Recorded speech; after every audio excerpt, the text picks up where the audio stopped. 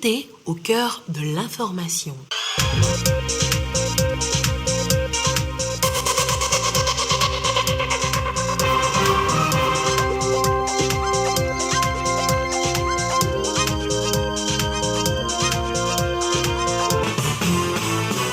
La TVT au cœur de l'information.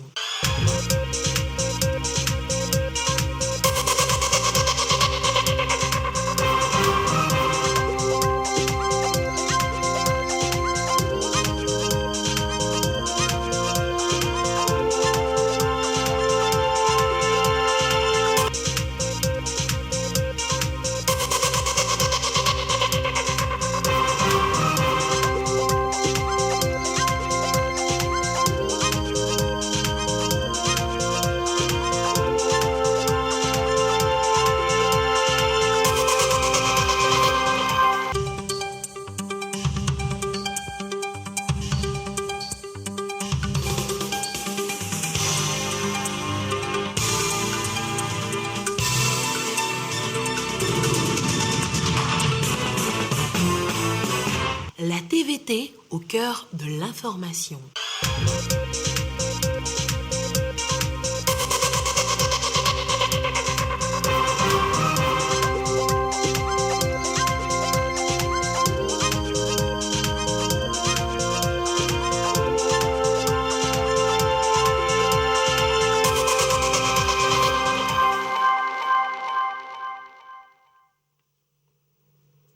Il est l'heure du journal sur la télévision togolaise. Madame, Monsieur, bonsoir. Et voici les titres de cette édition. Aucune nouvelle sanction n'a été prononcée contre le Burkina Faso. C'est ce qu'il faudra retenir en substance du sommet extraordinaire des chefs d'État et de gouvernement de la CEDEAO, sommet qui s'est tenu donc ce jeudi du côté d'Accra au Ghana. Et puis on connaît l'affiche de la finale de la CAN 2021. L'Égypte, vainqueur du Cameroun par tir au but, affrontera le Sénégal. Le Cameroun, pays organisateur, s'arrête ainsi en demi-finale. On peut imaginer la déception des supporters camerounais et de toute une nation. Voilà donc pour les titres. Le président de la République, Faure Gnassingbé, était ce jeudi à Accra, au Ghana, où il a pris part au sommet extraordinaire de la conférence des chefs d'État et de gouvernement de la CEDEAO sur la situation sociopolitique au Burkina Faso. Le chef de l'État et ses pairs ont examiné les rapports de mission des chefs d'état-major des armées et des ministres des Affaires étrangères de la CEDEAO à Ouagadougou suite aux décisions du dernier sommet extraordinaire. C'était le 28 janvier dernier. Les deux délégations avaient pour mission d'évaluer la situation sécuritaire et sociopolitique au Burkina. Les chefs d'État et de gouvernement de la CEDEAO ont donc également envisagé les voies et moyens pour aider ce pays à retrouver la stabilité et la paix sociale. Et au cours de la session, les leaders de la sous-région ont évoqué également la situation sociopolitique au Mali et en Guinée-Bissau. Et il faut retenir donc qu'à l'issue de la rencontre, aucune nouvelle sanction n'a été prononcée contre le Burkina Faso. Et l'information a été confirmée par le président de la commission de la CEDEAO, Jean-Claude Cassibrou. Et lors de ce sommet extraordinaire, la CEDEAO a demandé une fois encore la libération immédiate du président déchu, Roch Marc Christian Kaboré. La CEDEAO demande également à la junte de proposer rapidement un chronogramme pour un retour à l'ordre constitutionnel. Et nous reviendrons donc en détail sur ce sommet extraordinaire de la CEDEAO, sommet auquel a pris part le chef de l'État ce jeudi dans nos prochaines éditions. Et puis avant de se rendre à Accra au Ghana, le chef de l'État, Faure Gnassingbé, a participé par visioconférence à la 39e session du comité d'orientation des chefs d'État et de gouvernement d'une autre organisation. Il s'agit du NEPAD. Le compte rendu avec Ramdan Bassina.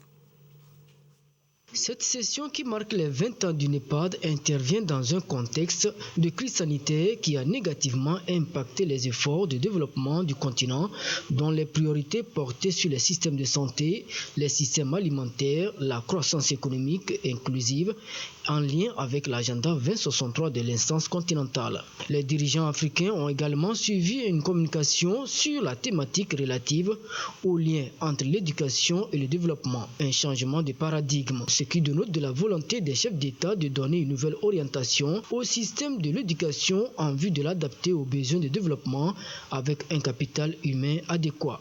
Le président du Rwanda, Paul Kagame, président du comité d'orientation, a fait le point à ses pairs sur les engagements de l'Afrique en matière de partenariat en vue de la mobilisation des ressources devant permettre de réaliser les ambitions du NEPAD. A noter que l'organisation a pour principale vision de réaliser les services de prospective et de conseil technique pour une mise en œuvre efficiente des politiques de développement et d'investissement. Il est question également d'œuvrer à l'exécution des projets phares de l'Union africaine, de négocier le partenariat et l'alliance pour optimiser les capacités d'implémentation. Le NEPAD fait également le suivi d'analyse et dresse les rapports sur la mise en œuvre de l'agenda 2063. Pour cette année, l'organisation panafricaine entend mettre l'accent sur la disponibilité des produits médicaux. Il est également prévu la mise en place d'un système d'accès inclusif aux soins de santé primaires. À l'agenda de cette session, l'élection du nouveau président du comité d'orientation et la nomination du nouveau secrétaire exécutif. Le nouveau partenariat pour le développement de l'Afrique NEPAD est un projet de développement à l'échelle continentale initié par les chefs d'État et de gouvernement en 2001 en vue de relever les défis majeurs du continent, à savoir l'éradication de la pauvreté, la promotion de la croissance et le développement durable ainsi que l'intégration pleine de l'Afrique dans l'économie mondiale. La campagne de transhumance devrait être lancée normalement le 31 janvier dernier. Sachez qu'elle n'aura pas lieu cette année et comme l'année dernière. Dans une note circulaire, le ministre en charge de l'élevage appelle les comités préfectoraux de transhumance à veiller au respect de cette mesure. Mesure prise dans le cadre de la lutte contre la Covid-19 au Togo. Ekwe-Sala pour des précisions. Comme l'année 2021, la transhumance reste suspendue au Togo jusqu'à nouvel ordre. C'est l'essentiel de cette note signée par le ministre en charge de l'élevage, Antoine Lekpa-Gbegbeni, qui assure la présidence du Comité national de transhumance. Dans cette circulaire, le ministre appelle les préfets, présidents des comités préfectoraux de transhumance, à veiller au respect de cette mesure motivée par la pandémie du Covid-19. Les animaux ne peuvent pas rentrer sans les bouviers. Les bouviers sont soumis à la règle d'interdiction d'entrer sur le territoire de mouvement dans l'espace CEDEAO. Donc automatiquement, il y a cette suspension qui est un rappel aux préfets qui sont les présidents des comités préfectoraux de gestion de la transhumance de prendre des dispositions à travers leurs services techniques pour renforcer le contrôle au niveau des frontières afin de veiller à ce qu'il n'y ait pas intrusion sur le territoire national et respecter les mesures barrières prises par le gouvernement dans le cadre de la pandémie liée à la Covid. Cette disposition ne concerne que la transhumance transfrontalière puisque les frontières terrestres restent toujours fermées dans l'espace CEDEAO. Dans le souci de soutenir les entrepreneurs agricoles togolais, le Centre interafricain pour la promotion économique et les affaires CIPEA a lancé ce jeudi à Lomé la deuxième édition d'Agri Award, une initiative qui vise à récompenser les meilleurs acteurs impliqués dans l'agrobusiness sur l'ensemble du territoire national. Elia Gbanyadao pour des précisions. Ils font souvent un grand travail pour la population et contribuent énormément à l'essor de l'économie togolaise, les acteurs de l'agrobusiness. Ils ont désormais un cadre pour valoriser leurs compétences et savoir-faire. Le Centre interafricain pour la promotion économique et les affaires CIPEA lance ici la deuxième édition d'Agri Award, une initiative pour récompenser et promouvoir les efforts des différents acteurs qui interviennent dans l'agrobusiness. Si nous prenons par exemple quelqu'un qui deviendrait le meilleur entrepreneur agricole, c'est par rapport à la superficie qu'il emblave, c'est par rapport au type de produit. Les semences, c'est la quantité, le marché que la personne possède. Par rapport à la superficie, celui qui a 20 hectares, 200 hectares, et il utilise de bons intrants, il a une bonne quantité, il peut nourrir la population togolaise. Là, il peut considérer comme meilleur entrepreneur agricole. Cette édition a pour thème « Honorons les efforts de l'entrepreneur agricole togolais pour le développement durable » et comporte 2 innovations. La deuxième édition a pour plusieurs innovations. et une ONG que nous avons associée. La seconde innovation, nous sommes en train de négocier véritablement en Israël pour que les meilleurs soient amenés là-bas à découvrir le génie israélien. La deuxième édition, c'est le 28 avril prochain. Juste après la fête de l'indépendance, nous sommes indépendants politiquement, économiquement. Il faut que nous soyons aussi indépendants sur le plan agricole. Le paysan a le droit d'être honoré. Et en ce sens, moi, j'exhorte les autorités, surtout celles en charge de l'agriculture, du développement à la base et du développement tout court, à appuyer, encourager les promoteurs, le projet pour que ça aboutisse, puisque l'agriculture est la base de notre développement. 7 catégories sont concernées par l'événement Agri-Award: l'agroalimentaire, l'innovation, l'élevage, l'invention, les coopératives et les ONG agricoles. Et ceux-là ne participeront pas à Agri Awards. Il s'agit donc des trafiquants de produits contrefaits qui viennent d'être appréhendés par les forces de l'ordre. Ils sont spécialisés dans la contrefaçon de liqueurs au détriment de la santé des populations. Les faits avec Abosa Dadia et Christine Pichekeloude. Ils ont pour chaîne de valeur la production des étiquettes et des bouchons, mais seulement de façon frauduleuse.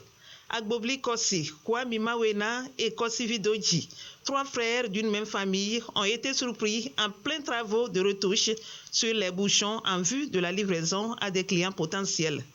Depuis janvier 2021, l'Office central de répression du trafic illicite des drogues et du blanchiment mène des investigations sur la commercialisation de boissons alcoolisées contrefaites. À la presse, plus de 580 bouteilles de liqueur frulatée présentées. Des boissons qui, une fois sur le marché, causent de sérieux problèmes de santé publique et des conséquences socio-économiques graves.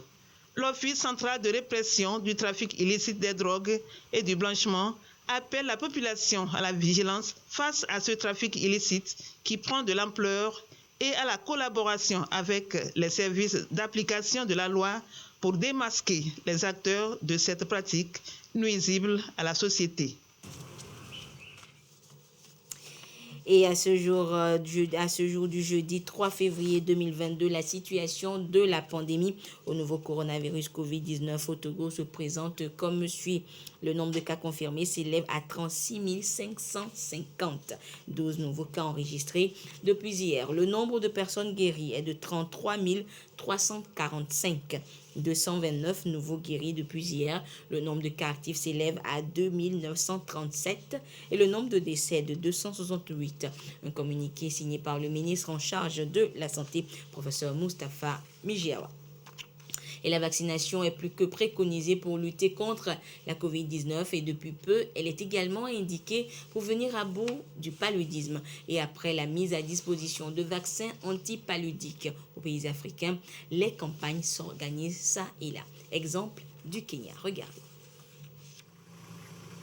Au Kenya, le nombre de décès dus au paludisme régresse pour cause dans l'ouest de ce pays où la maladie est endémique. Plus de 100 000 enfants ont été immunisés contre cette pathologie qui tue chaque année 260 000 enfants sur le continent. Un programme lancé au Kenya, au Ghana et au Malawi a permis l'utilisation du vaccin antipaludéen.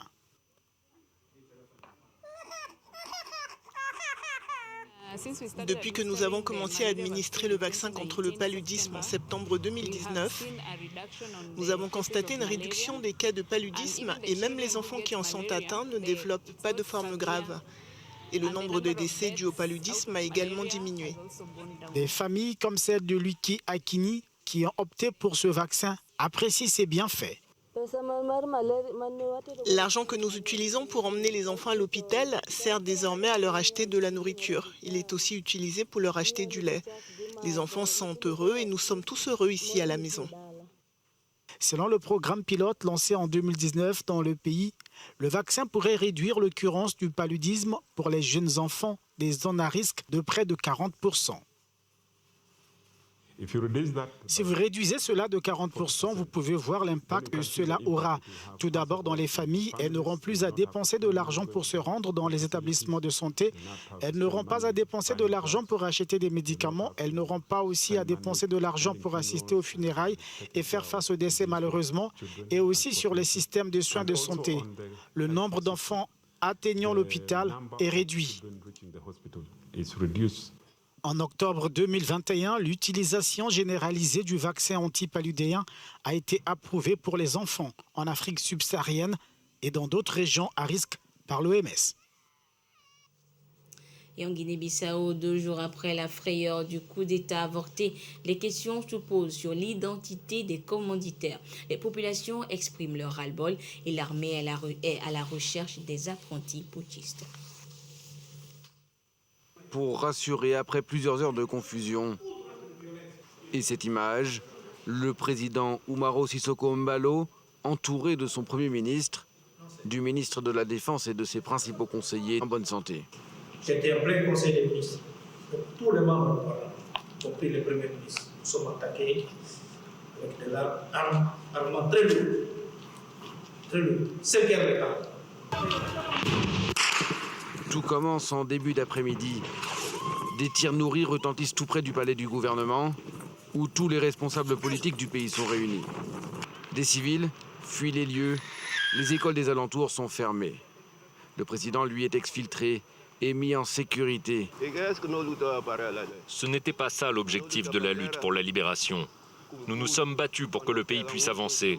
Comment se fait-il que d'autres pays évoluent et que nous continuions à nous battre? À quoi ça sert?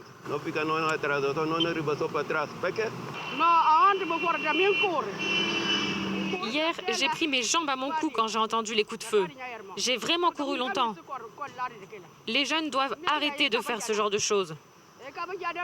Je veux que cela cesse, une bonne fois pour toutes. Le président affirme qu'il ne s'agit pas d'un coup d'État politique. Ce ne sont pas seulement les militaires qui sont impliqués, mais c'est surtout la lutte contre le trafic de drogue qui en est à l'origine. Parce que la plupart des personnes impliquées sont des personnes inscrites sur la liste d'enquête antidrogue. La Guinée-Bissau a longtemps été considérée comme l'une des plaques tournantes du narcotrafic en Afrique, la porte d'entrée des cargaisons de drogue venues d'Amérique du Sud. Une page désormais tournée, a affirmé le président Embalo sur notre antenne en octobre dernier. La situation est suivie de près par la communauté internationale, le secrétaire général de l'ONU, l'Union africaine et la CEDEAO. Tous condamnent une tentative de coup d'État, à l'image de ce communiqué.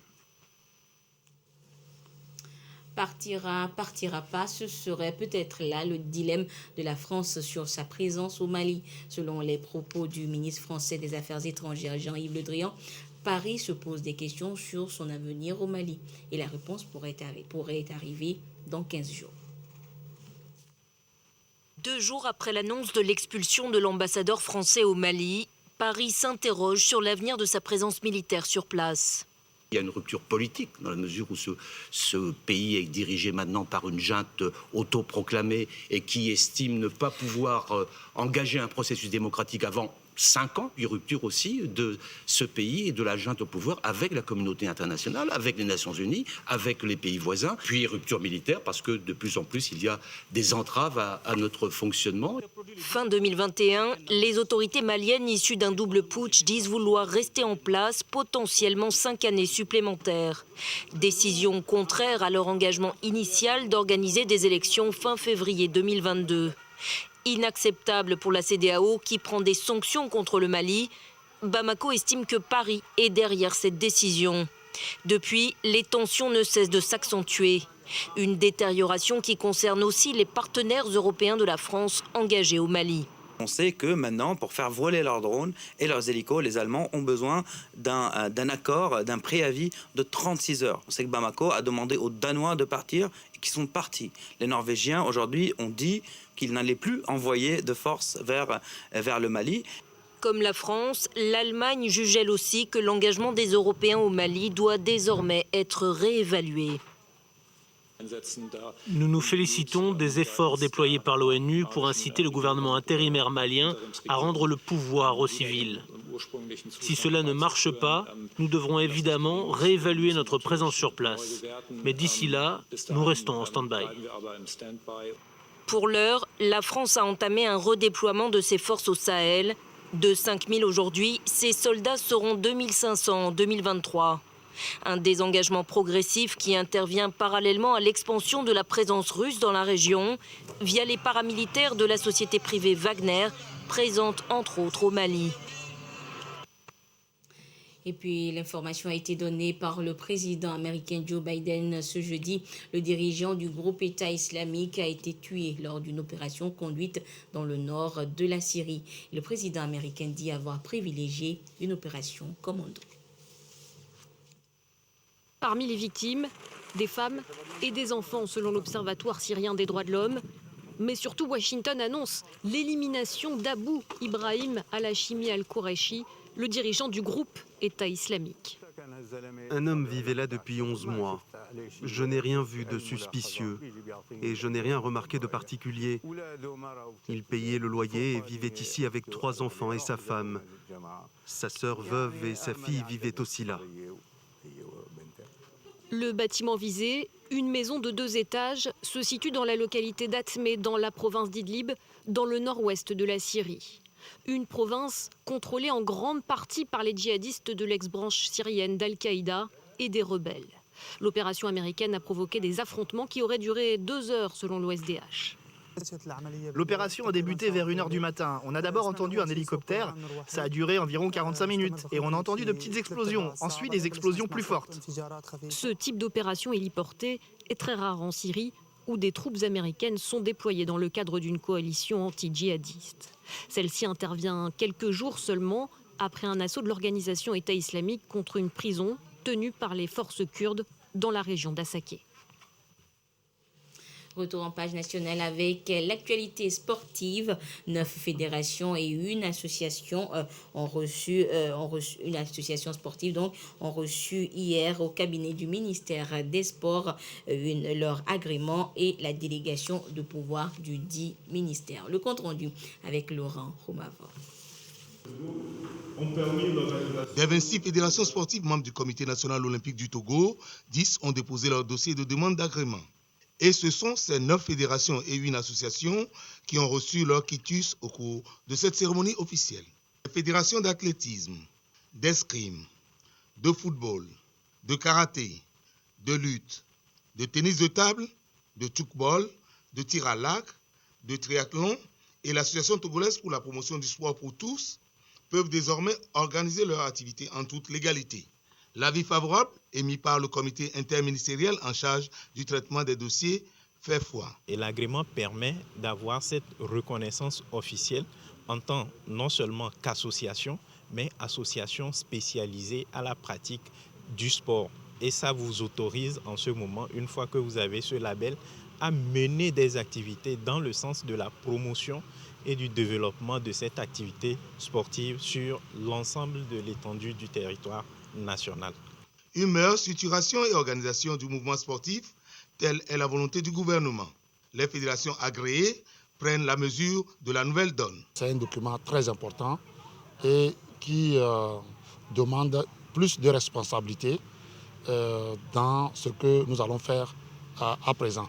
Cette reconnaissance nous permet aussi d'avoir une relation particulière avec l'État et ses partenaires et un accompagnement par rapport à nos activités sur le plan administratif, sur le plan financier. Donc voilà, c'est une bonne chose pour nous et c'est encourageant pour la fédération et aussi aux yeux des partenaires. Parce que vous savez que pour avoir des sponsors, les sponsors doivent savoir que vous êtes crédible. Nous ne pouvons qu'être heureux dans notre fédération d'avoir reçu cet agrément que tout le monde n'a pas eu. Nous sommes censés travailler durement pour élever le niveau du triathlon au Togo. L'agrément a une durée de validité de 4 ans renouvelable. Les fédérations sportives qui ne sont pas encore en règle sont appelées à emboîter le pas aux autres. Et puis on le sait, depuis quelques minutes, c'est l'Égypte qui affrontera le Sénégal en finale de la CAN. Les Pharaons ont dompté les Lions camerounais à la séance de tir au but et ils pourront peut-être se contenter de la 3e place lors de la petite finale samedi prochain face au Burkina Faso. Et on évoque la journée d'hier avec la victoire du Sénégal face au Burkina Faso. Justement, la victoire a été célébrée avec faste de Yaoundé à Dakar. Regardez. Au coup de sifflet final, c'est tout le Sénégal qui saute de joie. Pour la 3e fois de leur histoire, les Lions de la Teranga se qualifient pour la finale de la CAN. Dans les rues de Dakar, des milliers de supporters fêtent la victoire. Tous reconnaissent le rôle décisif de Sadio Mané.